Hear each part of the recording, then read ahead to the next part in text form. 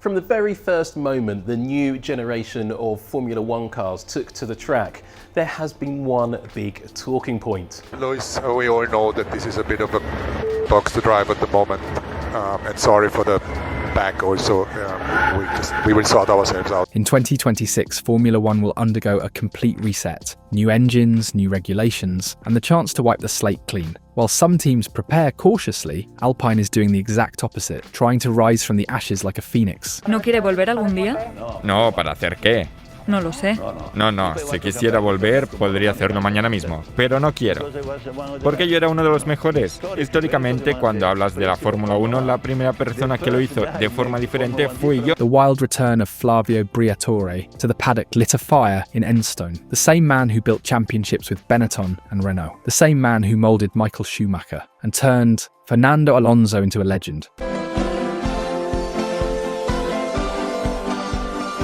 Too many things for one day for me at the moment, but the weekend was fantastic. That man is back, and his eyes are locked on 2026, leading a full-scale restructuring of Alpine, a team that knows all too well what it means to lose talent due to poor decisions. They let Alonso go when they needed him most, and they gave away Oscar Piastri, their generational gem, due to a paperwork blunder. But now, with Briatore back, they don't plan to make the same mistakes again. With Flavio on board, the chessboard is moving fast. Ciao ragazzi, questo è un messaggio per tutti gli argentini che seguono la Formula 1.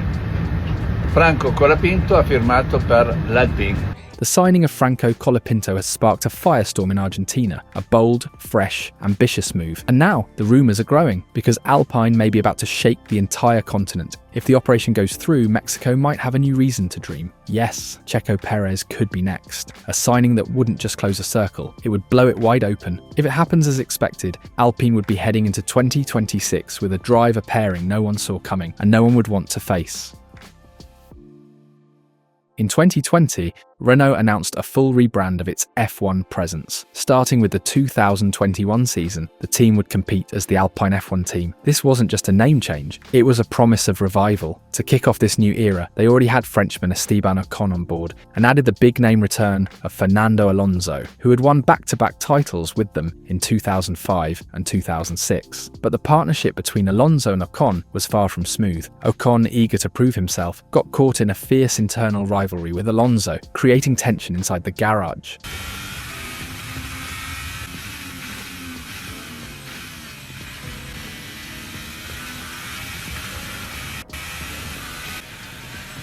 Never in my life I saw a defense like Esteban today.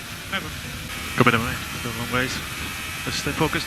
Then race director Davide Brivio, fresh from MotoGP, struggled to manage the situation. His lack of F1 experience quickly became evident. In 2022, Otmar Szafnauer stepped in as team principal, but he too failed to restore order. Alonso's complaints about Ocon's lack of cooperation intensified, and the team leadership couldn't contain the conflict. By the end of that season, Alonso left for Aston Martin, citing poor team management as a key reason. Meanwhile, Alpine was planning to promote its star academy driver, Oscar Piastri, to fill the vacant seat. But the team made a major mistake. They publicly announced Piastri without having a signed contract. Piastri immediately denied ever agreeing to race for Alpine, and after a legal battle, the FIA ruled in favour of McLaren, who had already secured him. Alpine not only lost their most promising talent, but also had to cover legal costs and face a credibility crisis. In desperation, they turned to Pierre Gasly, who was looking for a fresh start after his time at AlphaTauri. He joined in 2023, but both the 2023 and 2024 seasons were plagued by poor car performance and more internal friction. Once again, Ocon clashed with his teammate, creating a toxic environment. And there's a crash at the back of the field, into the wall goes Gasly, and it's absolute chaos on the restart. And dragging down the team's overall performance. Bad management, driver conflicts, lack of clear leadership. Alpine and Nihemowitz Pruskeit, a team that once promised revival, found itself deep in crisis, scrambling for a way back to relevance in Formula One. Alpine hit rock bottom, and when a team hits rock bottom, it only has two options: sink or call the devil. In 2024, the French team was enduring one of its worst sporting and managerial crises. Its technical structure was falling apart. The project had no direction, and the atmosphere in the garage was toxic. The higher-ups at Renault knew this couldn't continue. 2026 was approaching, along with a complete reset for Formula One. They couldn't afford to enter the new era unarmed, so they turned to someone who knew exactly how to rebuild from chaos. Flavio Briatore, the man who had already won championships with 3 different teams, the man who helped create era-defining drivers, and also the man behind the infamous Crashgate scandal of 2008. On lap 12, Alonso pitted. Just 2 laps later, his teammate Nelson Piquet crashed into the wall. The safety car was deployed, suddenly transforming Alonso's strategy. Fernando duly won Renault's first race of the season and acknowledged the importance of the safety car to team boss Flavio Briatore before going onto the podium. Banned for life by the FIA and then cleared just a month later. A figure as controversial as he is effective. Quiero decir, la prohibición estuvo en vigor durante un mes, porque todo estaba manipulado por... No tengo ningún problema en decirlo, por el presidente de la federación, porque nunca le gusté. Briatore had said it himself, he had no plans to come back, but Alpine's desperation and the opportunity to mould a team from scratch convinced him. He accepted, but on his terms. He wouldn't be a symbolic advisor. He would have authority, decision-making power, full freedom to do whatever it took. Midway through the 2024 season, Flavio Briatore was officially announced as returning to F1, not as a saviour, but as the architect of a revolution. Briatore's arrival at Alpine in mid-2024 marked the beginning of a radical transformation. From his very first visits to Enstone and Viry-Châtillon, he pinpointed critical areas in need of a deep overhaul. His first move cut unnecessary spending and modernised both factories, a process that led to the dismissal of around 300 employees across various departments. This operation would soon be known as the Briatore Plan. At the same time, Flavio strengthened the technical team with high-profile hires. Michael Broadhurst in aerodynamics, Vin Danani in performance, Jacopo Fantoni in engineering. All of them came from elite teams like Red Bull and Ferrari, bringing top-tier experience and know-how ahead of 2026. However, team stability was shaken when Oliver Oakes, whom Briatore had appointed as team principal after Bruno Famin's exit, resigned unexpectedly in May 2025 due to personal and legal issues. Faced with this, Briatore will temporarily take over both roles, team principal and technical director, consolidating his control over Alpine. But his most controversial move, shutting down Alpine's in-house power unit program. Starting in 2026, Alpine will no longer build its own engines. Instead, it will become a customer team of Mercedes, using both their power units and gearboxes. The decision, while polarizing, is a strategic pivot inspired by successful client teams like McLaren, who have found renewed strength while sourcing engines from Mercedes. The switch is also driven by economics. According to Renault CEO Luca De Meo, producing their own engines was costing 200 to 250 million euros annually, while buying power units externally will cost less than 20 million euros. This financial shift is part of Project Hypertech, a larger initiative to repurpose the Viry-Châtillon factory toward developing luxury vehicles and advanced technologies for both the Renault Group and Alpine. With these moves, Briatore is setting a new course for Alpine, fight for midfield supremacy in 2026, and aim for championships by 2027. It's bold, it's disruptive, but it's the vision of a man determined to turn Alpine into a serious Formula One contender. While Flavio Briatore was rebuilding Alpine from the ground up, a parallel story was unfolding elsewhere in the paddock, at Williams. At the helm was James Vowles, slowly trying to restore identity to a team that had spent years lingering at the bottom of the standings. One of his biggest headaches in 2024, Logan Sargent. Now in his second season in Formula One, Sargent still showed no clear signs of progress. Frequent off-track excursions, crashes, and a constant struggle to match the pace of his teammate Alex Albon had alarm bells ringing. The breaking point came at the Dutch Grand Prix, when Sargent crashed during free practice 3, leaving the car severely damaged and unable to participate in qualifying. Uy, golpe fuerte aquí del Williams. Da muy fuerte porque da directo contra la protección de aluminio, la protección de metal.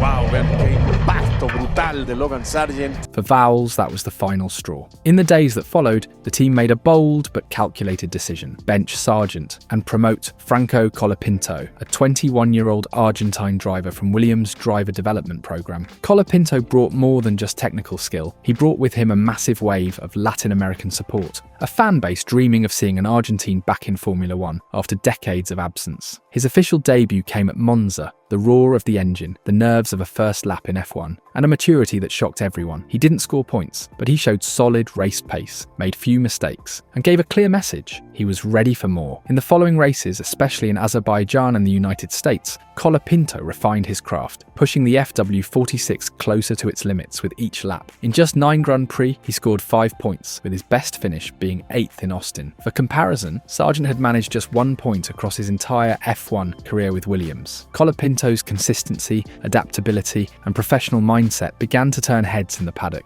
While Alpine was busy with its own internal chaos, Franco Colapinto was quietly emerging as one of the brightest new faces in F1. The driver market hadn't moved yet, but one thing was crystal clear. Franco Colapinto had arrived, and he wasn't going anywhere. Over the final 9 races of the 2024 season, Franco Colapinto became the centre of attention in Formula 1. His performance with Williams not only amazed fans, but also caught the eye of top teams across the paddock. Ferrari might have been interested, but they had already locked in their 2025 lineup with the signing of Lewis Hamilton as teammate to Charles Leclerc, a move that displaced Carlos Sainz. Sainz secured a seat with Williams, set to debut with the Grove-based team in 2025, though he would still finish the 2024 season driving for the Scuderia. His signing was announced before Logan Sargent's departure was made official. Mercedes, meanwhile, showed subtle interest through team principal Toto Wolff, who said they suddenly promoted Colapinto, and to everyone's surprise, he delivered extraordinarily, even matching Alex Albon. That comment hinted at admiration,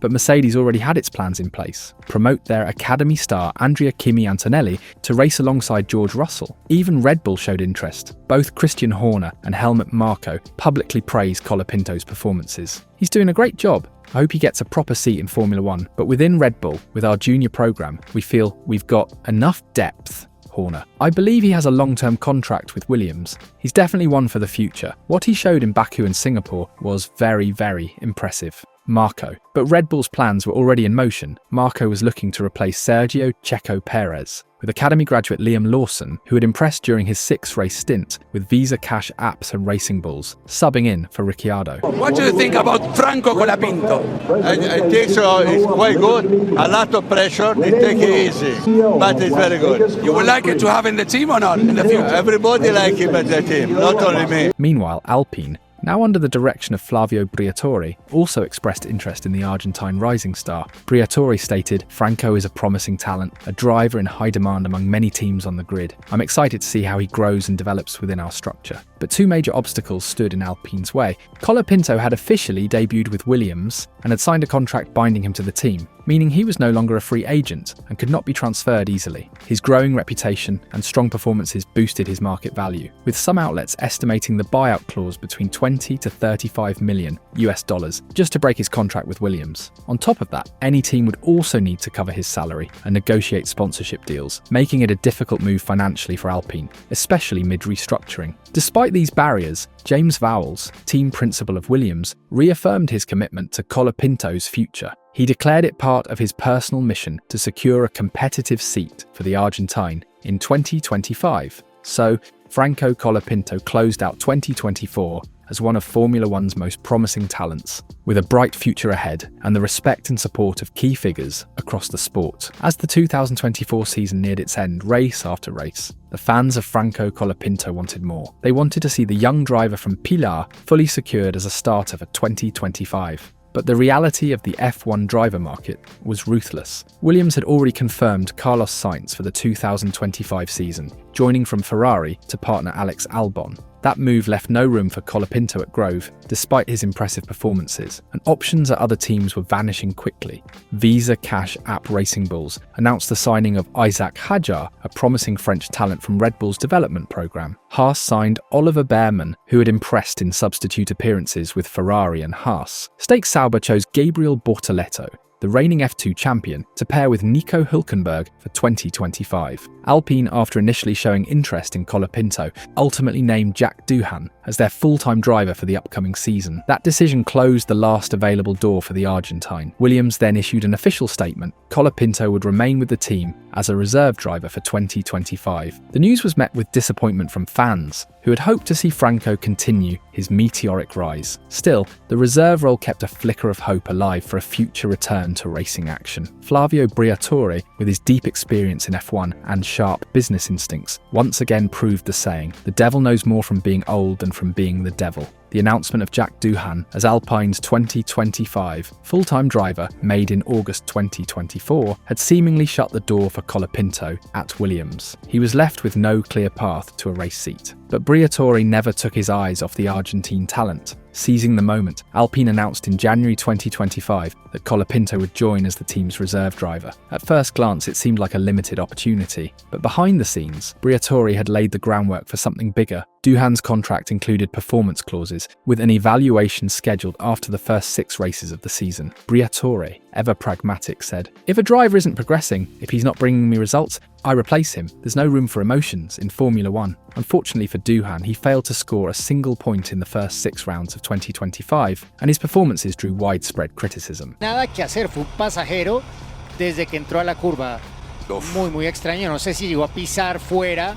As a result, Alpine announced on May 7th, 2025, that Franco Colapinto would replace Doohan for the next 5 races, starting with the Emilia-Romagna Grand Prix. This move not only showed Briatore's faith in Colapinto, it also showcased his ability to maneuver within the cutthroat world of F1. By securing Colapinto when his market value was still manageable, Alpine avoided the cost of signing an overvalued rising star, instead acquiring a reserve driver who could be promoted strategically. Thus, Briatore executed his master plan: evaluate Doohan under pressure and keep a high-quality fallback option ready. And when the moment came, promote Colapinto into the seat. A brilliant tactical move that reflects the vision and experience of one of F1's most seasoned figures. To fully understand Flavio Briatore's substitution decision, it's enough to compare Jack Doohan's performance during the first 6 races of the 2025 season with Franco Colapinto's 9-race stint with Williams in 2024. Doohan failed to score a single point in those 6 races. His best result was P13 in China,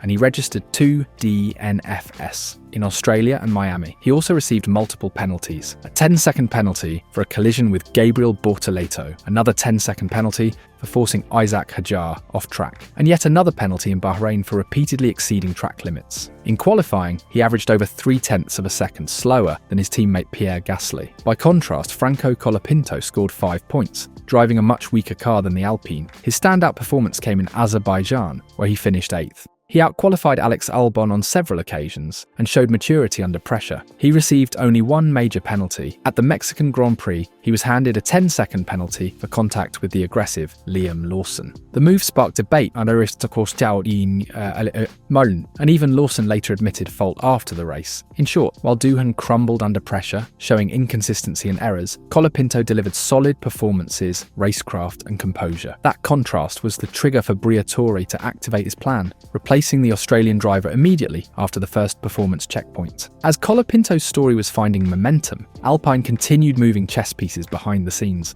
working to build a driver pairing in 2026 that could shake the entire grid. Because Flavio Briatore never settles. He values experience just as much as youth, and for some time now, even back in the Renault days, they have been keeping an eye on one driver who seemed made for a rebuilding project: Sergio Checo Perez. The admiration runs deep. Back in his Racing Point days, Checo was on an upward trajectory, establishing himself as one of the most consistent drivers on the grid. At that time, Renault tried to sign him, but Red Bull came in with a stronger, more immediate offer, and the Mexican chose Milton Keynes. But at Enstone, they never forgot him, neither his skill as a development driver, nor his mental strength under pressure.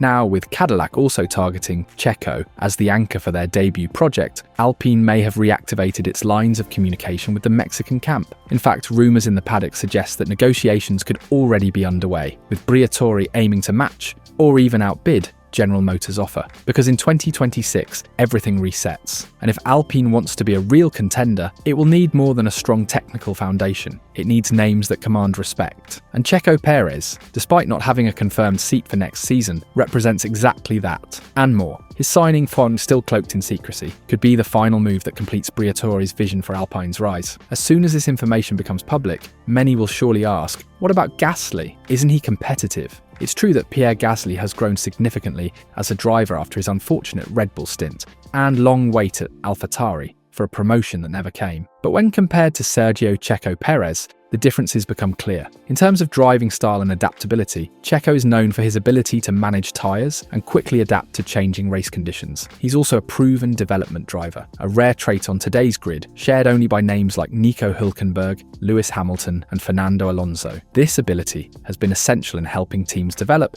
and fine-tune their cars. Gasly, for his part, has shown speed and talent, but his driving style demands a car tailored to his specific needs. During his time at Red Bull, he struggled to adapt to the RB15, which hurt both his performance and his confidence. Let's compare their first 12 races with Red Bull, side by side. Pierre Gasly, 2019, 63 points. Best result on P4 at the British Grand Prix. He was consistently outperformed by Max Verstappen in both qualifying and races, which led to his mid-season demotion. Sergio Perez, 2021, 104 points. Including a victory in Azerbaijan and multiple podiums, his adaptability to the RB16B and contributions to car development were evident. He significantly boosted the team's performance. While Gasly has shown flashes of brilliance, Checo's consistency, adaptability, and experience make him the stronger option, especially for a rebuilding team like Alpine. His track record proves he can contribute not only on race day, but also in shaping the technical evolution of a car, crucial traits for tackling the challenge of the 2026 season reset. At first glance, Alpine may look like a team in disarray in 2025. Their on-track performance is unconvincing. The media calls them a disappointment. Their decisions seem puzzling from the outside. But when Flavio Briatore is pulling the strings, nothing is accidental. Because if there's one thing he's proven over decades in Formula One, it's that he never puts all his eggs in one basket. And all signs point to 2025 being a transition year, a year to invest, to reorganize, to prepare the real power play. The alliance with Mercedes isn't just a survival tactic, it's a surgical move. Right now, Mercedes supplies the most powerful power unit on the grid. And while the 2026 regulation change will reset everything, we only need to remember what happened last time. In 2014, with the hybrid era's arrival, Mercedes dominated for 7 straight years. Briatore hasn't forgotten, and if any team can build the next era's best engine, it's them. But the real excitement isn't just about engines or aero, it's about the lineup. Because if Alpine locks in Sergio Perez and Franco Colapinto, their strategic ceiling explodes. On one side, Colapinto, a tactical gem. In just 9 races, he showed brilliant racecraft, impressive composure, and an extraordinary ability to process technical feedback in real time. He's young, adaptable, and, most importantly, thinks like a veteran. On the other side, Checo, the ultimate support, a development specialist with over 250 Grands Prix to his name, a master of tyre management and race control. One of the few drivers who doesn't just drive, he understands how to build a car. His presence could accelerate Alpine's technical evolution exponentially, while also serving as a direct mentor for Colapinto's growth. But this wouldn't be just a young talent plus veteran pairing. There's chemistry. During Colapinto's 9 races with Williams, he and Checo shared countless conversations in the paddock. Laughs, advice, camaraderie. It's no secret a genuine friendship has formed between them. Un capo, Checo. Lo quiero mucho. Yo lo veía de muy chico en casa, en Argentina. Antes de que yo viniera a correr a Europa, lo veía, me levantaba temprano para ver sus carreras. Y ahora estar peleando y corriendo contra él es algo muy lindo. Bueno. Por suerte no se rompió mucho el auto. Gracias, Checo. And in Formula One, good chemistry matters, especially when margins are measured in thousandths of a second. And if that weren't enough, Checo Perez's arrival would bring one of the most powerful sponsorship portfolios F1 has seen in years. On the commercial front, he's been even more dominant than Verstappen, tripling Max's merch sales in recent seasons and becoming a global marketing force. Add to that the rising star power of Franco Colapinto, who's already attracting major Argentine brands and a growing Latin American fan base. If these two share a garage in Alpine colours, we're not just talking about a driver pairing, we're talking about a media and commercial explosion, the likes of which the French team has never seen. With this driver pairing, Alpine wouldn't just have talent, they'd have strategy, they'd have development, they'd have harmony, they'd have everything needed to finally become a true contender again. Because when Flavio Briatore moves the pieces, he's not thinking about 2025, he's thinking about dominating 2026. The Briatore plan's already in motion, quiet, surgical, and relentless. Enstone and Vieri are working at the limit, fine-tuning every gear, every decision. Some are watching closely, others remain skeptical. But if the signing of Sergio Checo Perez becomes a reality, it won't just be attention, it'll be fear. The brand wouldn't just gain on the track, it would gain millions in exposure, loyalty, and sales. Because when you have 2 continental idols, one with the massive backing of Mexico and the other with a surging fan base from Argentina, You don't just collect points in the championship, you conquer the continent. And maybe, just maybe, that's Briatore's ultimate move. Because if Briatore, under the Renault banner, was able to build a world championship winning team and crown Fernando Alonso twice, what could he achieve now? With Alpine, a partner like Mercedes, and a duo like Perez-Colapinto. The new era of Formula One is about to begin, and Alpine might not just be part of the change. They might be the ones who break it all apart.